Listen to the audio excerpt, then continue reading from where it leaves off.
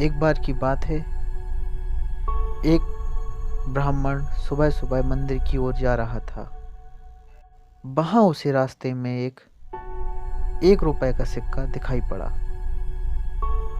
उसने वह सिक्का उठा लिया और मन ही मन सोचा कि इस राज्य में जो सबसे गरीब होगा, मैं ये सिक्का उस गरीब आदमी को दे दूंगा।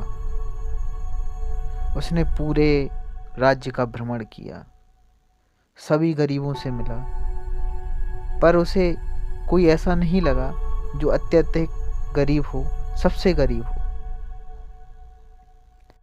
थक हार कर वह अपने मंदिर वापस आ गया।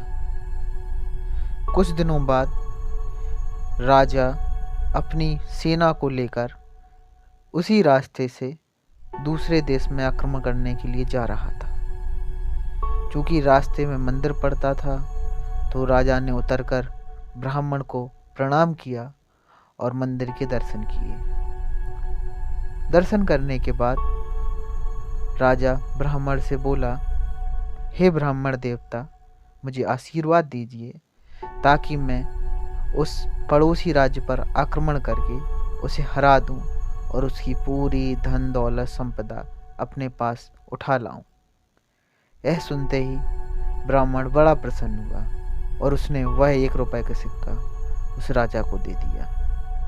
राजा सिक्का मिलते ही थोड़ा आश्चर्यचकित हुआ। उसने पूछा, हे ब्राह्मण देवता, आप यह 1 रुपए का सिक्का मुझे क्यों दे रहे हैं? तो ब्राह्मण ने बताया कि मैं इस राज्य में सबसे गरीब आदमी को देख रहा था कि मुझे कोई सबसे गरीब आदमी मिल जाए जिसे मैं अपना 1 रुपए का सिक्का दे सकूं।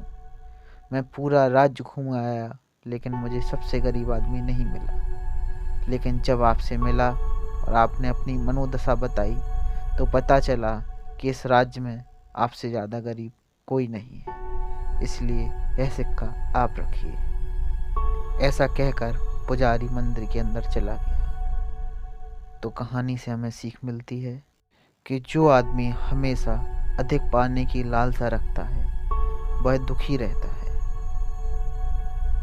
इसलिए आपके पास भगवान ने जो भी दिया है, उसमें संतोष रखना सीखिए। धन्यवाद।